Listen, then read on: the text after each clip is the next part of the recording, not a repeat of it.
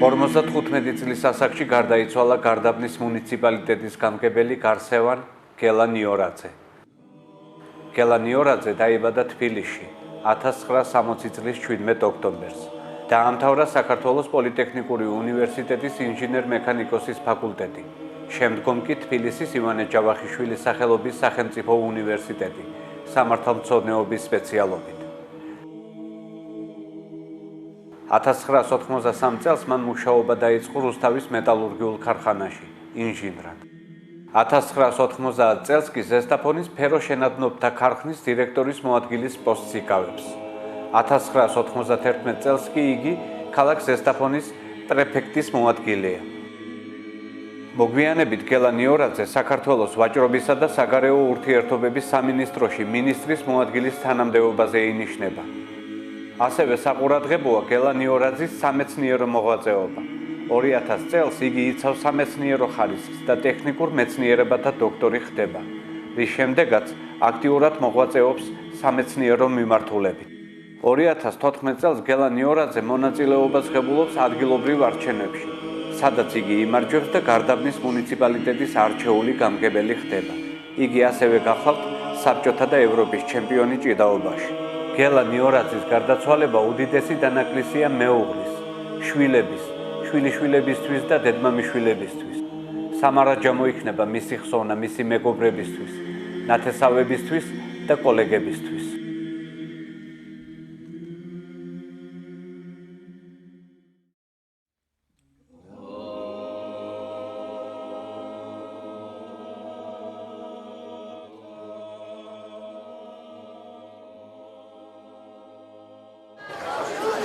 მადლობა ხევანდელი დღისათვის. მე პირადად ბედნიერი ვარ, რომ ჩვენ ერთად ვართ. ჩვენ ძალიან ბევრნი ვართ. ჩვენ ერთმანეთის ფერებით, ერთმანეთის ტრბობით, ერთმანეთის სიყვარულით ვამყოფთ ერთმანეთს. თქვენ გენაცვალეთ გარდაბნელებო, ჩემო ძმებო, აზერბაიჯანელებო, აი ეს თანადგომა, აი ეს მეგობრობა, რომლებიც ჩვენ საუკუნეების მანძილზე ერთად ყოფნით გვაქვს, სულ ბოლომდე შეგვენარჩუნებინოს. ღმერთმა დაგლოცოთ, ღმერთმა აღმასვლა, მომავალი უფრო ლამაზი და ლამაზი იქნება. ერთი წლის მანძილზე მე ვფიქრობ ესე, რაც შეიცვლო მუნიციპალიტეტმა, რაც შეიცვლო თქვენმა მონამორჩილმა, დაუღალავით შრომით, აქამდე მოგიყვანათ, რომ ერთმანეთს ყოველ შემთხვევაში აღარ ვეჩხუბებით, ვებერებით, აი ამ ფერებას გაუმარჯოს. გარდაბალს და გარდაბნელებს გაგიმარ!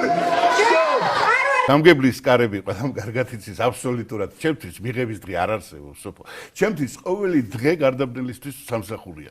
ყოველი დილა იწყება 7 საათიდან მთავრდება ყოველდღიურად 4 შაბათს განსაკუთრებული გვაქვს ეს გრაფიკი, მაგრამ ისედაც ნებისმიერი ადამიანი, რომელიც 65 კილომეტრიდან დაუშვათ სარტიჭალიდან მოდის გარდაბანში, როგორ შეიძლება იმას უთხრა, რომ ვერ მიგიღებ და არ შემიძლია და დრო არ გამაჩნია. ეს გამორიცხულია. ჩვენ ყოველდღიურ რეჟიმში ვმუშაობთ, რომ იმ ადამიანებს, ვინც გაჭირვებული ცხოვრებით, დუხჭირი ცხოვრებით ცხოვრობს, გვერდში დაუდგეთ. დიდი მადლობა მინდა მოუხადო ყველა იმ პიროვნებას, ვინც მიიღო მონაწილეობა, განსაკუთრებით გელა შინჭიკაშვილი, რომელიც სათავეში შედგა ყველაფერს და მადლობა მას, მადლობა ყველა მარტყოფელს, მადლობა ყველა იმ ადამიანს, ვინც წვლილი შეიტანა და გახარებულები ვართ, აღტაცებულები ვართ ესეთი შესანიშნავი ტაძრის აჩუქრისათვის. ასე რომ გარდაბანში თქვენ თვითონ ხედავთ, როგორი ლამაზი ტაძრები შენდება. წინა კვირასაც სარტიჭალაში ჩვენი საკრებულოს თავმჯდომარის ძალისხმევით აშენდა და ღმერთმა ბედნიერი ამყოფოს ყველას ოჯახი, თითოეული თქვენთაგანის და თითოეული ჩვენთაგანის. დიდი მადლობა. მოგესალმებით.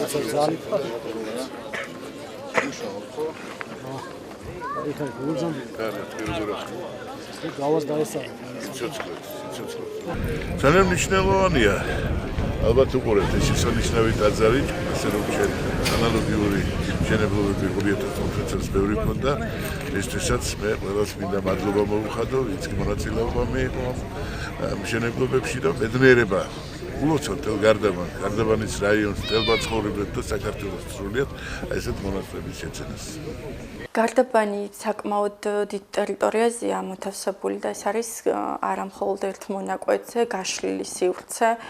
შესაბამისად, ბევრი ხალხი ცხოვრობს, ბევრი მაცხოვრებელი ყავს და ეს არიან სხვადასხვა ეთნიკური წარმომადგენლები, აზერბაიჯანელები და ქართველები.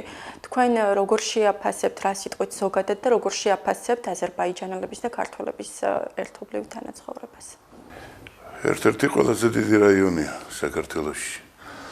ჩვენი გარდაბნის ცენტრიდან სართიჭალას ცენტრამდე არის 65-60 კილომეტრი ესე.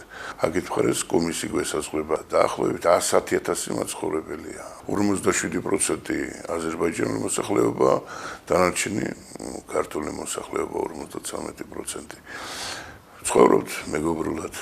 დამოკიდებულება ნორმალური ერთმანეთთან არანაირი კონფლიქტი, არანაირი ჩხუბი, არანაირი დავიდარება. დღე არ არის რომ სოფელში არ გავიდეთ, არ ვნახოთ, არ მოვიკითხოთ, აი თუნდაც ის აღსაკალები, რომლებიც ჩვენ ჯგუფასაც ვეკითხებით, ერთად ვსივართ გადაწყვეტასაც ერთმანეთს ვლამობთ, რომ რაღაც სასიკეთო გავაკეთოთ. ესე ცხოვრობთ. ბატონო გელა, ინვესტიციების თვალსაზრისით რომელ მნიშვნელოვან პროექტებს გამოარჩევდით 2015 წელს გულისხმობ, რა მნიშვნელოვანი პროექტები განხორციელდა? მნიშვნელოვანი პროექტებიდან ალბათ ყველაზე მეტად ელექტროსადგური, რომელიც 220 მეგავატ ელექტროენერგიას იძლევა. ეს ქვეყნისთვის შვების მომგვრელია და ეს ჭარბი ენერგია. რამოდენიმე ხნის წინ პრემიერმა გახსნა თვითონ ჰენკელის წარმოწებულ ცემენტის გადამამუშავებელი კომბინატი, რომელიც 2 წლიანი პროგრამით უნდა დამთავრდეს. ასევე მნიშვნელოვანია ის სადგურები, რომელიც გაკეთდა 35 ჰექტარზე და რამოდენიმე ათეული მილიონი ლარის ინვესტიციები ჩაიდო. მნიშვნელოვანია ჯეოფიდის წარმოება ამიერკავკასიაში ალბათ ერთადერთია, რომელიც საკვებ პროდუქტებს ამზადებს მეცხოველეობის კომპლექსებისათვის. ეს როგორც თევზზე გამოიყენება მეღორეობის კომპლექსში, გამოიყენება მეცხოველეობის კომპლექსში და ასე შეგვიძლია.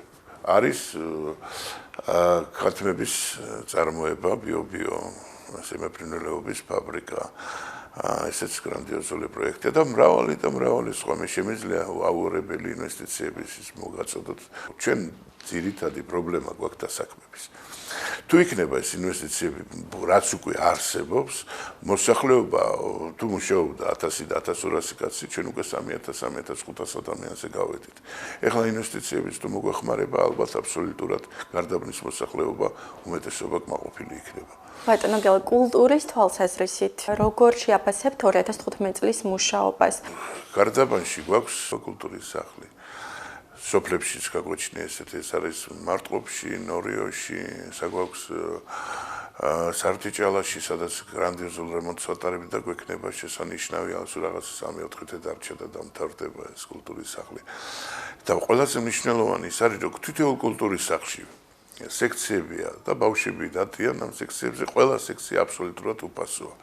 თუ კერძო სექტორიდან ვინმე შედის და ამზადებს, ჩვენ არ გვეხება და ჩვენ უფასოდ ბავშვებს ქორეოგრაფები ყავს სამხატვრო პედაგოგები ყავს, ჭადრაკის მასწავლებლები ყავს, ასე შემდეგ და ყველა მუსიკის მასწავლებლები და რა ვიცი ესე რომ ძალიან ვითარდება ის ანსამბლი, რომელიც ანსამბლი წლების მანძილზე მიტოვებული იყო და საერთოდ არავის არ ახსოვდა ჩვენ დავაფინანსეთ და ეხლა ანსამბლ ბეთანიაზე მაქვს საუბარი.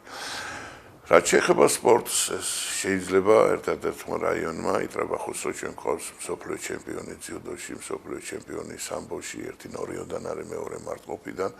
სულ ახლახან ჩამოვიდა ლორიაშვილი, რომელმაც შესანიშნავად იჭიდავა და მსოფლიო ჩემპიონი გახდა. აჭრიგიშვილს ყველა იცნობს, მთელი მსოფლიოს პირველი ძიუდოისტია. გეკმავთ ორი სახლის აშენებას. ერთი სახლი ძიუდოს სახლი აშენდება მარტყოფში, პროექტი გამოცხადებულია და უკვე მომავალი წლიდან დავიწყებთ, მეორე სახლი აშენდება ნორიოში. თუ ჩვენ იმას მივახცევთ, რომ ეს სოფლები საერთაშორისო დონეზე გავლენ და თუნდაც ის ჩვენი გუნდი საქართველოს ნაკრები არის მსოფლიოს ჩემპიონი რამოდენიმე წლების მანძილზე ევროპის ჩემპიონი და რომ ჩამოვიდნენ სხვადასხვა ქვეყნებიდან და ადგილზე მოემზადონ და ჩვენი სკოლა უფრო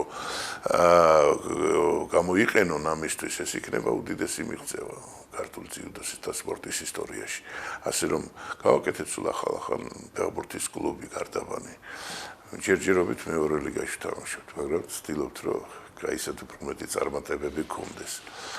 ასე რომ სპორტული კუთხითაც ცუდ მდგომარეობაში ნამდვილად არ ვართ. ჩვენ ძირითადი პრიორიტეტი წყლებზე გესაუბრეთ, გადახურვებს, სახლების რეაბილიტაციას, მივეცით შიგაგზების მოწყობასაც დაგვრჩება, ალბათ ძალიან ცოტა იქნება ეს და ამასაც დავამთავრებთ ბოლომდე.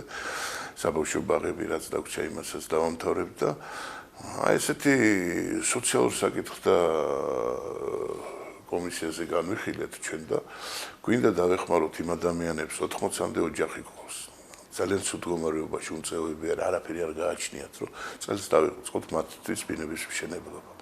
თუნდაც 10 წრო ავაშენოთ წელს ჩვენთვის ეს ამ ადამიანებისთვის შეიძლება იქნება და დაელოდებიან და შემდეგ წლებში ყველასთვის იქნება